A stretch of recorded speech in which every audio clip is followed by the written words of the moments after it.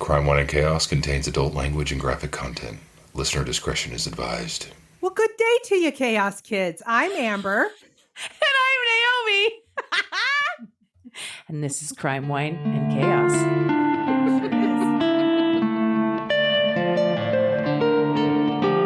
Oh, man. Is that one of the ones you have? No. Oh, okay. Hey, sister. I'm loving this. Mm-hmm. I'm loving that I've got you doing it too. That's all I'm saying. Like, it's good. God. I was kind of stressed out. I was like, my Google search says, like, what are fun ways to say hello? That's the level I'm operating at. You know what? It's fine. It's fine. It all works. It all works. Hello. Oh, hello. Oh, man. So we're on episode number 2 in the can tonight. We just finished recording a bonus episode for the Chaos Kids Club members. And P.S., you guys, if you're not a Chaos Kids Club member, what are you even doing with yourselves? We're putting out content just for our patrons. And you got to be a member of the club so you can listen to that. So you're missing out on some stuff if you're not joining the club. And we know you're not joining the club because we're still like 3 to 5 members shy of our next round of 10 to get us to another virtual wine night. And I really want to have another virtual wine night. So come join the club. Yeah, and I feel like you've already said too much because it's basically Fight Club, and they don't get to know anymore until they've been inducted. I'm so sorry. I didn't mean to reveal so much. You got to hold the cards a little closer. I'm so sorry. You know, I've never been good at that. I'm like a heart on my sleeve kind of gal. You're like, you know what? People don't have to guess with you, though. I respect that. It's true. It's true. Mm-hmm, it's true. Mm-hmm. You know, speaking of, I did something this week that I've never really done before, and I'm feeling some kind of way about it. Like, I did a full moon ritual on Tuesday night. Oh, I need to know more. Okay. Let's go back upstream a little bit. I thought not only is that something that you don't do, but I thought that those kinds of things were a hard pass for you as far as like having any sort of benefit, validity, truth. No. That's not true. Oh. I have opinions about culturally appropriating certain things. I definitely have an issue with that. And I especially have an issue with white people making a living culturally appropriating spiritual practices. Oh, that is a totally different thing than, you know, got it. Meditation of some sort, setting intentions, centering oneself, communing with nature. There's lots of ways and means to do that have nothing to do with any of that nonsense. Privately in your own home. Well, actually, you'll like this. I went late at night and I went to, I'm not even going to say the name of it. I'm just going to give you enough clues so you'll know where I was without giving it away, because I do not want to give away this amazing little gem of a spot. But I went down to the lake next to the water at a little public space in a neighborhood not far from where we grew up that technically would be closed at that time of night, but is easily accessible because it's not fenced off. Mm-hmm. We went to a wedding there once. We talk about it a lot. I know exactly still. Where you were. Also, we'll circle back to the fact that you were down the street from my house and didn't pop in. Yeah, but it was like 11 o'clock at night, Amber. Oh, I was almost waking up for the day and brewing coffee. It was beautiful. It was amazing. The full moon, like above the lake, and it was like shining down on the lake and like washing over me. And I had my candles, and I had my little things, and I had my little blankie, and I had my moment, and the weather was beautiful. It was perfect. I mean, I don't know if I want to do this in like December, because that's a whole other ball game. But we've experienced that spot in January. We're good. Anyway, it was kind of amazing, and it kind of shifted my whole week, and I'm feeling really good about it. And I'm thinking I will definitely probably do something like that again at some point.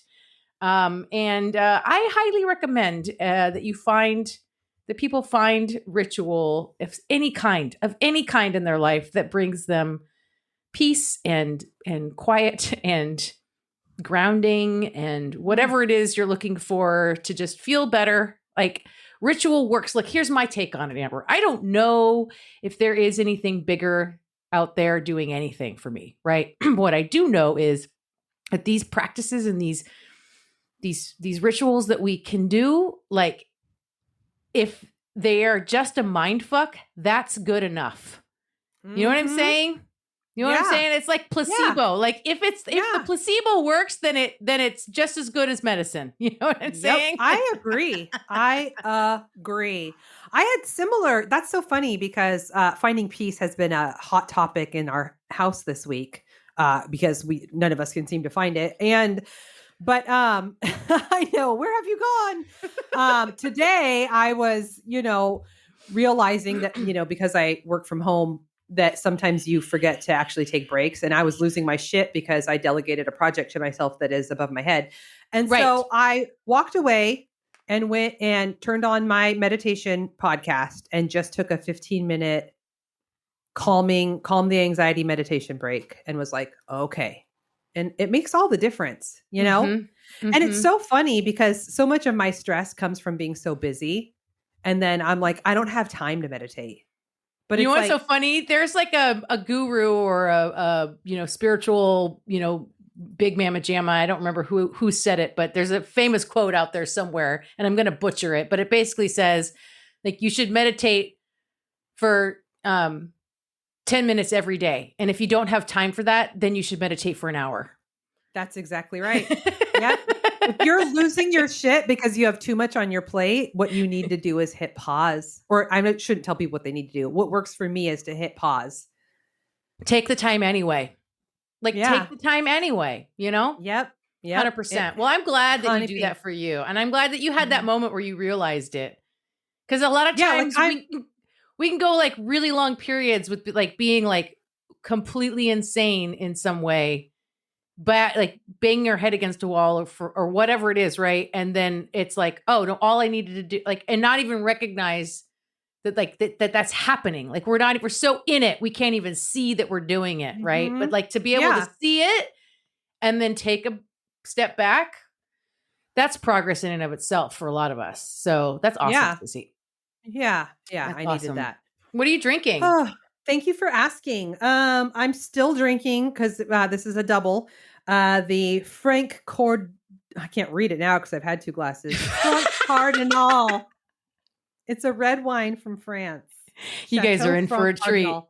This is going to be a fun one. Amber's already 2 glasses in. Do I have a story? I don't know. We'll find out together. Oh my God. Just make it up as you go. It's fine. It's fine. All right. You know what? I'm going to get into it. It's a crime. And it is it's a fucking bummer. And it's kind of a weird one. It's like, it's not a very long story, mostly because it was really hard to find very much information about these people. I did what I could. But I feel like this is one of those where it's worth telling. So I'm going to tell you about the Strack family. Okay. So it's September 27th, 2014 in Springville, Utah, which is a small town. It's about, I think, like 30,000 people. It's just outside of Provo, which is quite a bit south of Salt Lake. Okay. 19-year-old Jansen enters the home of his mom, Christy, stepdad, Benjamin, and his 3 half-siblings, 14-year-old Benson, 12-year-old Emery, and 11-year-old Zion. The house was quiet, and it appeared empty, which was unusual, one, because there's 3 kids in this house, right? Mm-hmm. And also, he had his fiance with him, and they were there for a visit. And they were expected. So this didn't really make any sense. And so Jansen starts searching the home for clues to figure out like where the family has gone. Uh-huh. And then he gets to his parents' bedroom door and he finds that it's closed. And when he tries to open it, it won't budge. Like he can't get the door open. So he calls his grandmother and she comes over and together they pry open the bedroom door to his parents' room. And there they find his entire family, and none of them are alive. No. Was it a body in front of the door? What was happening? I never really got that. So I don't know if like maybe it was locked and it was just a really good lock. Okay. Oh, that's so awful.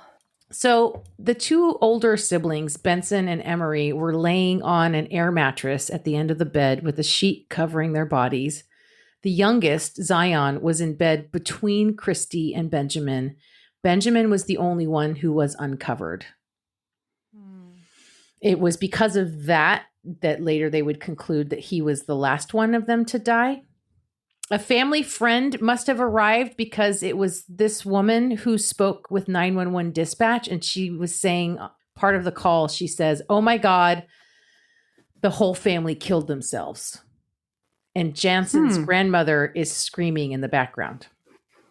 The whole family killed themselves.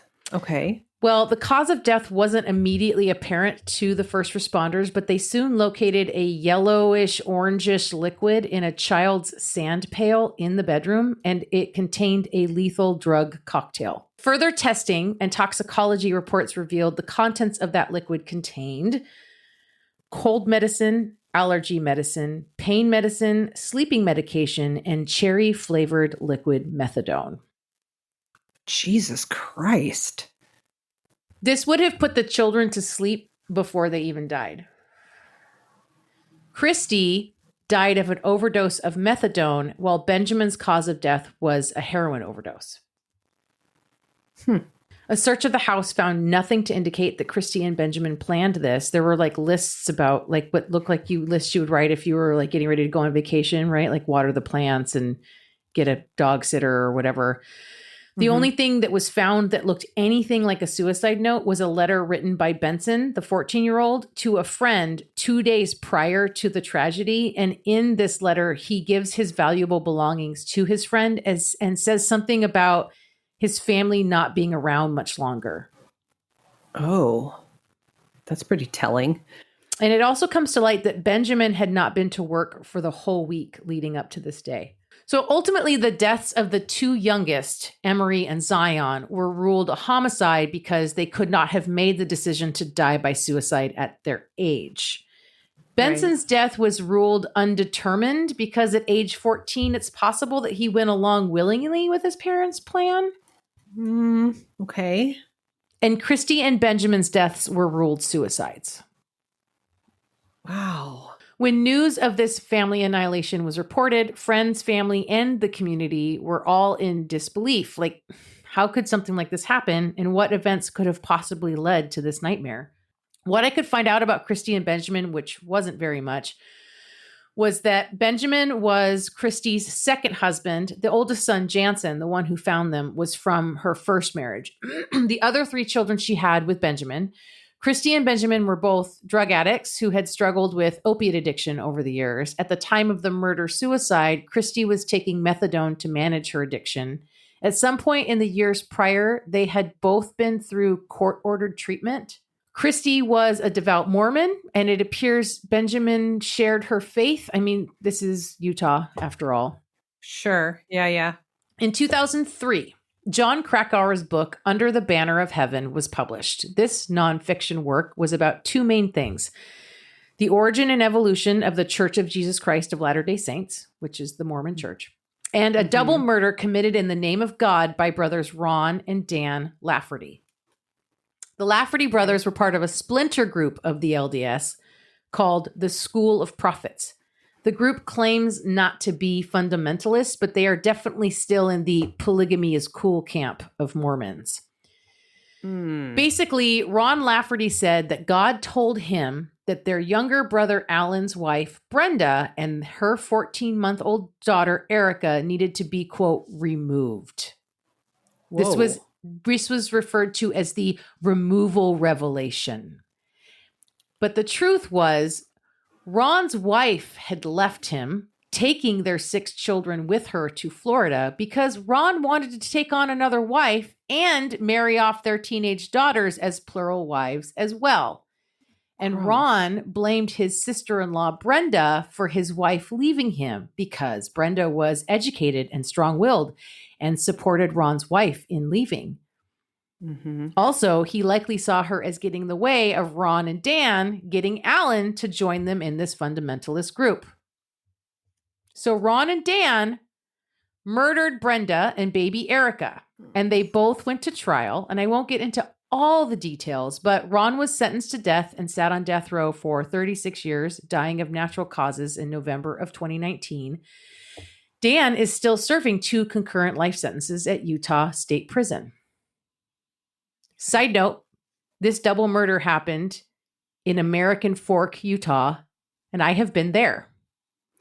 You've been everywhere, sister. Well, that's where my other sister grew up with my other parent. That's where they lived. Yeah. They lived in American Fork. Okay. Is it nice? No, Oh, it's not. It's just a place. You know what I mean? It's just a tiny little Yeah. place. This all went down in 1984, right? And the Laffertys had been in prison for almost 20 years when Krakauer's book came out.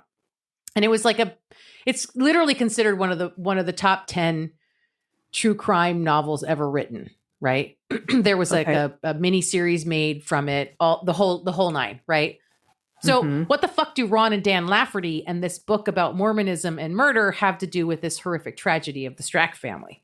Well, Christy read this book and became very interested in Dan Lafferty sometime in 2005. It started with her writing letters to him in prison. Lafferty would later claim that Christy had a dream about him that initiated these letters. Eventually, she and Benjamin both started visiting Lafferty in prison almost every week. whoa. They bought into Lafferty's religious beliefs, and they believed him to be a prophet. How does this happen to people? How? I don't know. People get lost, Ugh. Amber. People get lost. They latch on to anything. Oh my God. When Christy was diagnosed with ovarian cancer, she believed that Lafferty could heal her. And this relationship was not one-sided. Lafferty encouraged the letters and the visits. He had grown his hair out very long, like all the way to his waist, and his beard too. And at Christy's request, he cut it all off for her. And he sent it to Christy and Benjamin as a gift. Ew, no. Did he vacuum seal it? Only Chaos Kid Club members are going to get that reference. I know. Leaving little breadcrumbs. He even requested in his will that his ashes be sent to Christy and Benjamin when the time came. Lafferty claimed that Christy had become like one of his own children to him, and she, in turn, had fallen in love with him. Ew. Yes. Okay. Supposedly, even Benjamin knew that Christy was in love with Lafferty, and Benjamin was totally cool with it.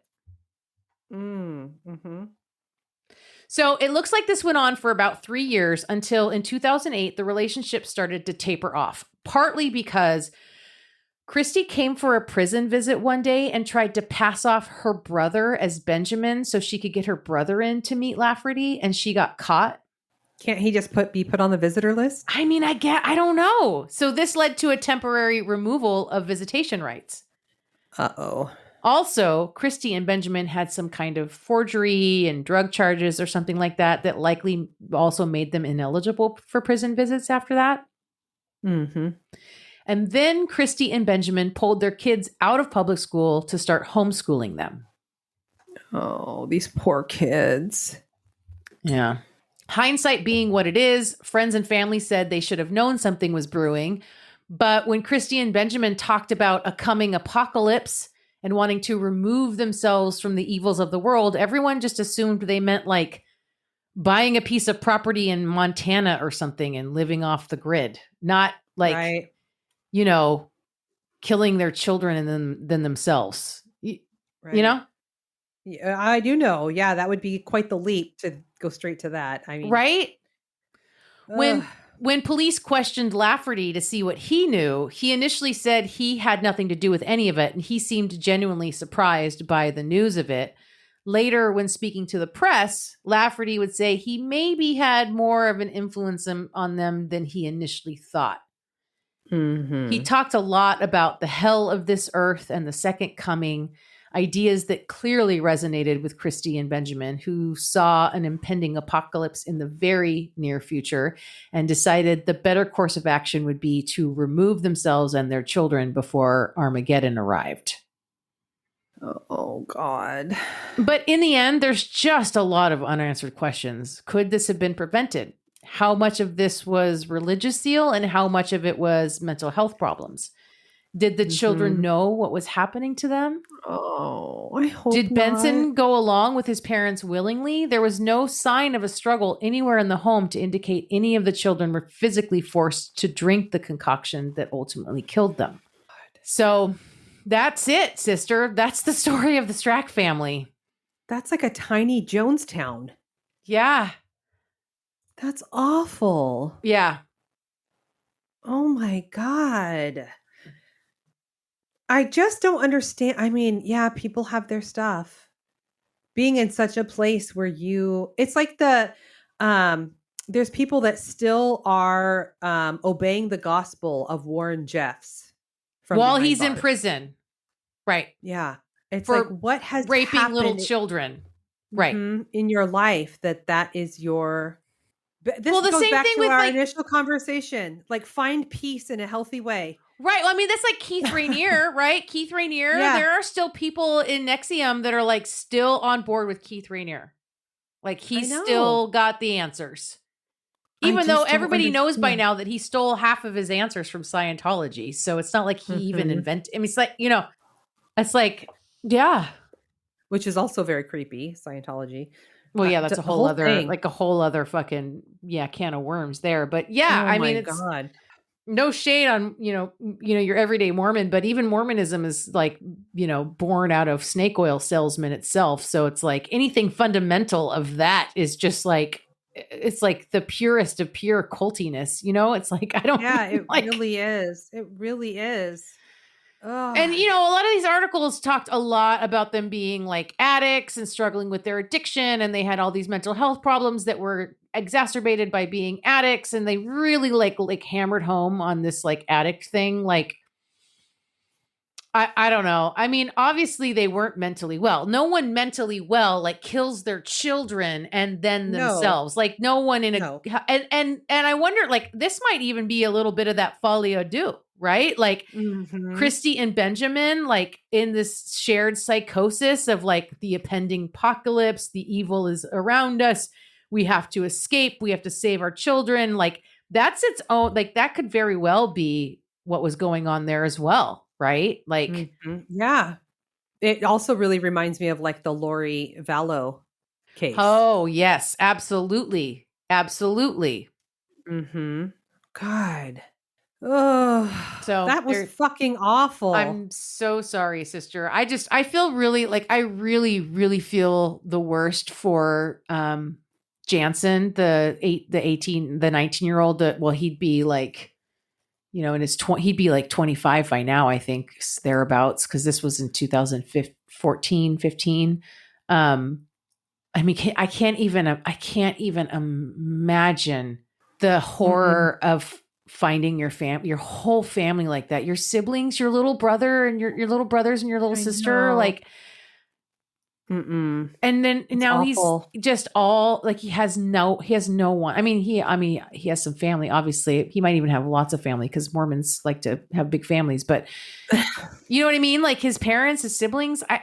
I know. Yeah, it's horrific. It is horrific. So you're welcome for that. Should we just do a little Wayne's World shift into a chaos story? Yep. Here we go. Okay, great. Give it to me, sister. Give it to me, baby. I'm going to tell you about Floyd Collins. Okay. First of all, I already have a feeling because just the name Floyd just says so much already. It says so much already, I know. You had a Floyd in your last story. Was it my last story? Yeah, the bonus episode. Oh, that was you have Virginia's, to pay for. Right, you have to pay for. That was Virginia's first husband. Yeah. Floyd Fogel. Yeah, who may or may not be sharing a grave. Yeah. Yes. Oh my God. All right. So this is Floyd Collins. Okay. He was born and raised in Barron County, Kentucky, which is the home to the largest caves in the world. Ooh, is that where the Mammoth Cave is? This is about Mammoth Cave. This is about Mammoth Cave. God, you're so well traveled. All day today. All day, day. I haven't been to Mammoth Cave. But side note, I have to tell you the story. I used to work with this guy. I worked with him at Microsoft, and then I also worked with him when I was at Western Digital because Bob hired him at Western Digital, and he was a program manager, and he was a real odd duck, and he kind of had a little bit of like a borderline creeper vibe, but he was never not nice, you know? But see, it's like he was one of those people, one of those older men who was just like right on the edge, and you just never quite knew, like, is he just oblivious or is he a creep? I can't tell. And he was a big time spelunker, also like a hiker and a backpacker and all that stuff, but he was a big time spelunker, and he actually wrote like the book on the Mammoth Cave. Really? Yes. Oh, well, I wonder if he included our friend here, Floyd. I don't know, but this is his claim to fame. So that's how I know. Wow. I've never actually been to the Mammoth Interesting. Cave, but this is how I know about the Mammoth Cave. Wow. Okay. So, well, I'll just give you nothing like what Creeper Maybe Not wrote, but here's a quick synopsis. Okay. There's over 400 miles of caves that have been mapped, and it's believed that there's possibly another 600 miles that has yet to be mapped. Crazy pants. Crazy pants. This is Spooky. where those stories of like people that just live in caves, like the underground people, like this is where these stories come from. Right? They're the ones that are like stealing people from the national parks and like whisking them away underground to their cave dwellings. Yes. Haven't you ever seen that Jordan Peele movie? It's not Get Out. It's the other one. It's damn it, I can't remember the name of it. It's the Jordan Peele movie. It's all about it's about this. It's about the underground cave system of North America. Oh, wow. Ugh, I hate it. It's spooky. Uh-huh. So, it has been a national park and tourist attraction since the 1940s. And Floyd was born in 1887, and as young as the age of 6, started exploring the caves. Okay. He and his siblings lived right next to the Mammoth Cave. Lucky ducks. Lucky ducks. And over the years, Floyd in particular became an expert in the cave system. Okay. Even when he was a little kid, he would go deep into the caves, and he would find, I mean, this is problematic now, but it's, the 1800s. He would find all the Native American artifacts, and he would sell the artifacts at the Mammoth Cave Hotel to tourists. Oh yeah, that's really problematic.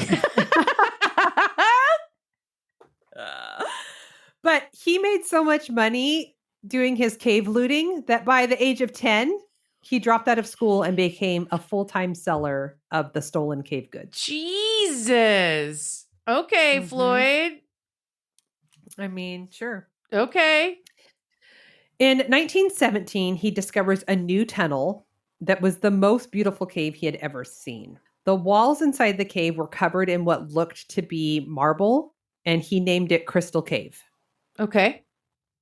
So this cave system in Barron County is fucking massive, and it has a whole bunch of openings all over the place, and some are really easy to spot and others aren't. And so property owners who happened to live on properties that had an opening were able to charge tourists to explore the cave if they entered on their land. Oh. And this would become known as the Cave Wars. I love a good, like, low stakes war. You know what I mean?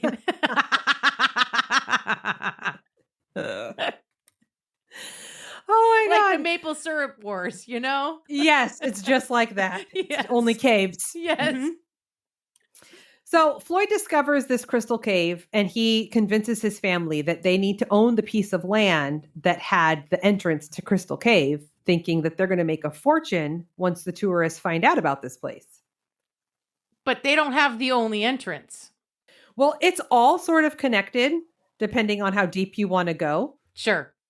So there is a piece of land available that is right to the entrance of this crystal place. Got you. Mm-hmm.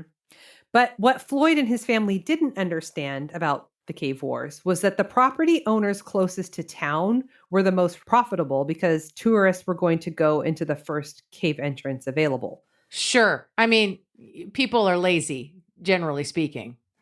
It's location, location, location. 100%. Right? Yeah. And the Crystal Cave entrance and this piece of land was way down the line. You had to be like deep into Barron County to even know it was there. Mm-hmm. So the family bought the land, but unfortunately it was not profitable. Oh. Yeah. And But he had his artifacts though. He was fine. Wow, his stolen Yes, goods. his stolen native artifacts that he was making a killing off of. God. Merca. Oh my God. Fucking Floyd. The Collins family was already super poor, so this was like a huge hardship for them. Oh, Floyd. I heard in one source that the Collins family home was next to the ticket booth where you bought the tickets to go into the cave entrance, and the ticket booth was larger than the home. Oh, this is like Dolly Parton's home. This is like the one-room shack situation. Yes. And there's like or like a family of 7 or 11 or something like that. Oh my God. In like the size of an outhouse. Yeah. Yes. So desperate for some kind of revenue, Floyd goes looking for another cave entrance with a better location. Okay. And he eventually finds one, and the cave itself isn't nearly as pretty as Crystal Cave, but the entrance was in a location that would definitely attract tourists. It was way up at the front of the line. Mm-hmm. So at this time, it's 1925, and Floyd makes a business agreement to purchase this cave with the better location with 2 other men, Bernard Doyle and Ed Estes. Oh, these guys are going to fuck Floyd over. I can feel it coming. I've read this story. You have? No. Oh, I was like, oh, well, we're done. Let's wrap it up. Because you're only telling the story to me, remember. That's right. I have to think of it that way. Otherwise, ugh. Okay, so Floyd doesn't have any money. So Bernard and Ed, they make a deal with Floyd that they would put up the money for the purchase if Floyd could do the work developing the cave and making it ready for tourists, since he's the expert. Yeah. Okay. So Floyd thought this was a great fucking idea. He had been doing this his entire life anyway, so he agrees. But the problem with this cave was that it wasn't like solid limestone like the other caves. The name of the cave was Sand Cave because it was like sandy and muddy, and there was no safe way for tourists to even go into it, let alone walk around and explore. But they bought it anyway? Uh-huh. Okay. With the understanding that Floyd would get to work carving out a safe path. Okay. Mm-hmm. And then so it became his life's work. And Floyd is still working on it to this day. And scene. I know. Floyd is the guy grabbing people from the park and taking them down to a sand cave. He's still working on it. He's just a mole person now. Oh, Floyd. Mm-hmm. So yeah, he's putting in 12-hour days every day. And on January 30th, 1925, he had successfully created an opening that was safe enough to crawl through. That's how far Crawl through? Yeah. Can you imagine? No, nobody's doing that. Nobody is doing that, Floyd. Nobody loves caves like you. Nobody loves caves enough like you do to crawl through to get inside. No one's paying you to crawl through a tunnel into your muddy, sandy cave. Oh my God. Oh my God. So he goes in about 50 feet through a space that is like a chimney going straight down. What? And then it takes, that's the entrance. No, that's not an entrance. Floyd, that's a death trap. That is a lawsuit. He's working working on it, Naomi. There's Not a in lawsuit 1925. waiting to happen. Not in 1925, it ain't. Okay. So he's got about 50 feet of this chimney-like space. And then once you get to the bottom of that, it takes a hard turn around a corner. And once around the corner, there's only enough space to lay on your back and like shimmy down. Oh my God. This is not. Okay, listen. He would have done so much better if he had just used that energy to convince people to come out to the Crystal Cave. I know. Because as But soon this as word got out, people would come. Mm-hmm. Mm-hmm. No. You just got to drive out of town. The spot you want to go to is out of town. People would have sent other people. They would have made money. I know. They were in a Floyd. desperate time. So Okay.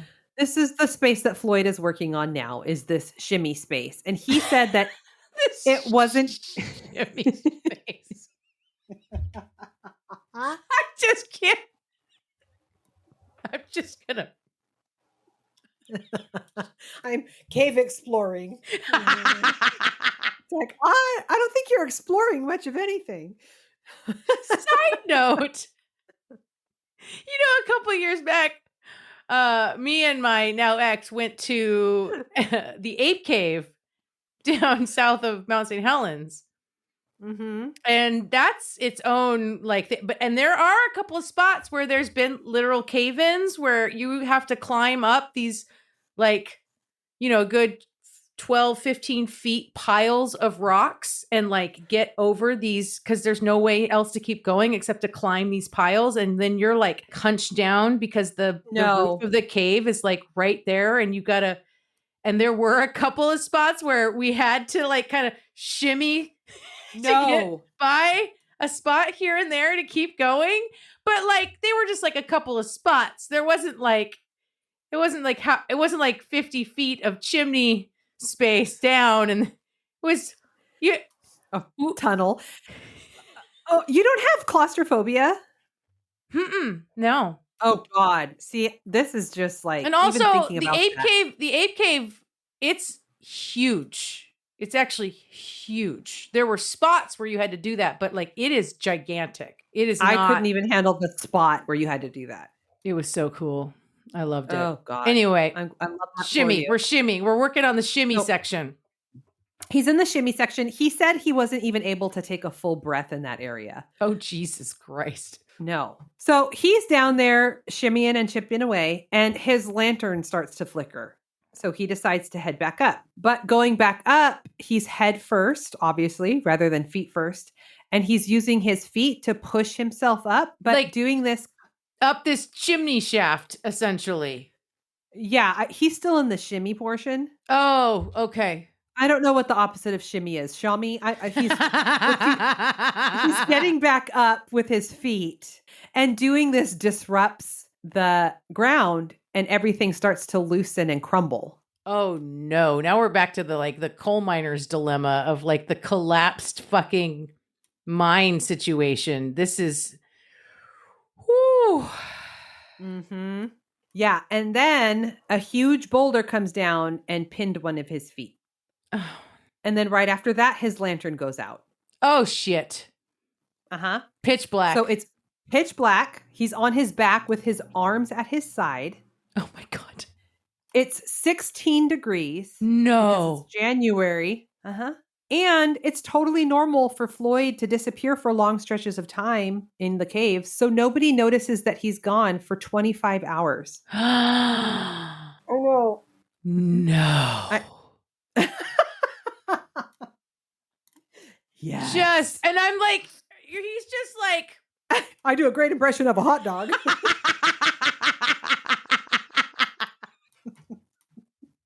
Sorry, that's me. Yes, exactly. I feel like I'm having deja vu. We've totally done this before. Totally. Just chilling there with his arms at his side. Just can you what?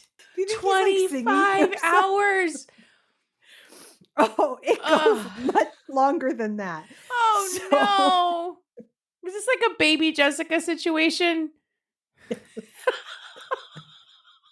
So, okay. So after 25 hours, the son of one of his business partners goes to check on him. And he stood at the entrance of the cave and hollers down. And that's when he heard Floyd hollering back that he was stuck and needed some help. Okay. So this kid goes and gets his brother Homer because he's too scared to go in the cave and help Floyd. But Homer doesn't have a problem going in. So Homer gets there and starts going down. But while he's trying to dig an opening for Floyd to get out, it's just causing more rubble to fall and pinning Floyd even more. Mm-hmm. And pretty soon, word starts getting around town that Floyd is stuck in the cave. Yep. Mm-hmm. Yep. And people are popping popcorn. Yes. Hold on. We'll get to the carnival. This is like the casino. This is like the Harvey casino bombing. Pretty soon there's like I know. I was reading this and I was like, it's happening again. What is wrong with people? But do they have merch? That's what matters. I got stuck in a sand cave. No. It's too early for merch. Oh my God. Mm-hmm. Okay. Yeah. So there's nobody in town who's more of an expert than Floyd. So nobody really knows how to get him out. Right. People did go in and get down far enough to deliver food and blankets to Floyd, but that's all they could really do. Blankets? How are they putting blankets on him? Oh. They're just like, it's like that lady. It's like in the fucking Labyrinth when she's just like putting a bear on the shoulder. Like, here you go, honey. Here's your bear. Like, they just like wad up a blanket, stick it next to his cheek. Like, what? I know. Oh my God. A wad up a blanket. We just wanted you to look at it. We thought it would help. Think warm thoughts. A balloon that says "Get well soon" that you just send down. Oh my God! Think warm thoughts. Okay, I have to be able to see my page. Oh my God! So. 3 days into this ordeal. 3 days? How is he even still alive? It's like below zero in there. There's blankets. Oh my God, I almost spit my water all over the microphone. Oh my God. Okay. Okay. 3 days into this ordeal, a young reporter named Skeets Miller, he's 20. Okay. He shows up at the cave entrance to do a story. So this totally is a baby Jessica situation.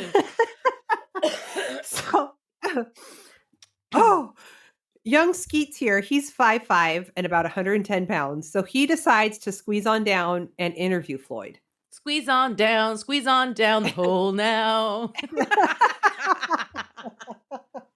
Exactly. So before he goes down, word above ground is that Floyd's doing okay because they've brought him blankets and food. But when Skeet gets down there, that's not the case at all. Shocking. You're telling me Floyd's not doing okay? 3 days in? I don't believe it. But Skeets finds that a lot of the supplies that people said that they brought him and successfully delivered, like food and blankets, were just shoved in places because nobody was actually brave enough to go all the way down to where Floyd was. So they would just shove them to the side and come back up empty-handed, be like, done, delivered him some food. Oh my God.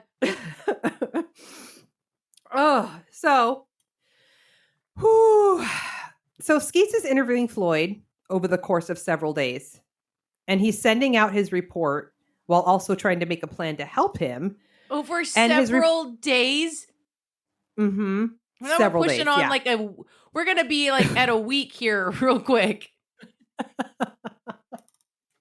Yeah, several implies more than 2. He's already been down there 3 by the time Skeets shows up. I bet it doesn't feel real quick to Floyd. No. The longest 6 days of his life. Uh-huh.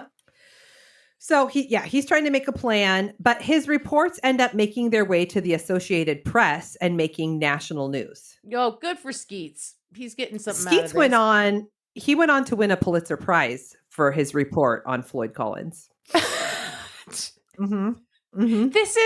This is like the old-timey equivalent of the weather reporter that stands out in the middle of the hurricane to give you the weather report. You know what I mean? Mm-hmm. Mm-hmm. Yeah. Yeah. So because of these reports, though, Floyd's predicament gets national news, and pretty soon there's a fucking carnival going on.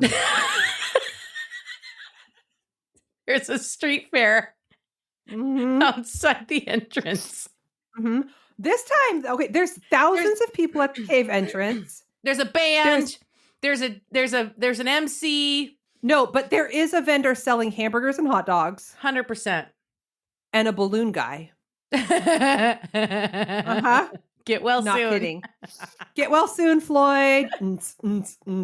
Yeah. So Floyd's not doing so well. And Skeets has been regularly bringing down lights so Floyd could see, but also for some heat. And eventually the heat allows Floyd to be able to move just a little bit. Okay. And he's able to move his arms and his leg that isn't pinned under the boulder. But on day 5, because of Floyd's movements, the entrance fully caves in.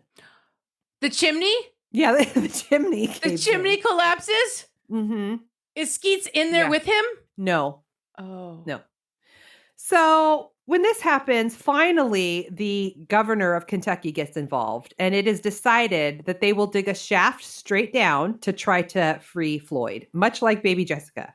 Mm-hmm. Mm-hmm. So a crew of 75 is brought in, and it takes 18 days. What? To build a 5-story shaft down to Floyd. Floyd is not alive after 18 days. No, they finally get to him, and Floyd is deceased. Oh, Floyd. Mm-hmm. Yeah. Yeah. They also realize that there is no way to safely get the boulder off of his leg and to bring his body back up, so they end up leaving him there. Oh my God.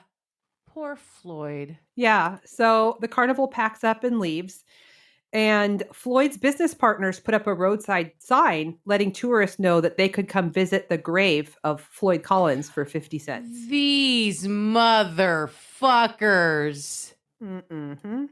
Yeah. So Floyd's family is not fucking happy about this, and neither is his friend Homer. So Homer took it upon himself to raise funds to hire people and the necessary equipment to get Floyd's body out. He was eventually able to get him removed and buried in his family plot near Crystal Cave. Oh, good job, Homer. How nice. I know. And that is my story of Floyd Collins. Oh my God. That was a wild ass ride again. Mm-hmm. I laughed. I cried from laughing. I don't know. Into carnivals and street fairs. I don't. Oh my God. I mean, there wasn't like t-shirts, but balloons are merch, you know? And what? Grab a hamburger and what? I don't Shout know. down into the cave while you eat your burger? Like, what are we doing? I don't know. I want a hamburger. You always want a hamburger. Favorite. Oh man, sister. Sister. Wow. Okay. Mm-hmm. Well, who was the original baby Jessica? It was. Yeah. 100%. 18 days? Yeah. 75 people in 18 days? There were some, it was hard to find a lot of information because it's so old, but autopsy reports showed that he didn't die on day 5 from the cave collapsing. Like he was still alive for several days after that. Yeah, he probably died of starvation or like dehydration. Yeah. Suffocation or whatever that is. Yeah. Oh yeah. Maybe he might have run out of air. Mm-hmm. Oh my God. Poor Floyd. And I mean, and all he had to do was put that same amount of effort into getting people out to the entrance that he already had. And they would have come. I know they would have come. Mm-hmm. Oh, well, I mean, I guess thanks for that. You're welcome. You're welcome, that was, sister. Wow. Do we have anything for the good of the order? I already told everybody to go join the Chaos Kids Club on the Patreon. Yep, sign up at the Patreon. You can check out my band at tinfoiltophat.com. Mhm. You can check out Naomi on the Twitter at Misnomers, GNOMERS. Yes. That's right. MISSGNOMERS. Yep. Yeah. And, oh, hey, you know what? Go give us a rating on your podcast app, wherever you listen to podcasts. And if you have an Apple device, go to Apple Podcasts and write us a little review. We love that. We do. We read them all. Love it. Yes. Mm-hmm. We squeal at them together. We appreciate it very much.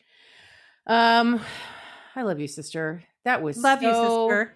Fucking chaotic. Chaotic. Bye-bye. Bye.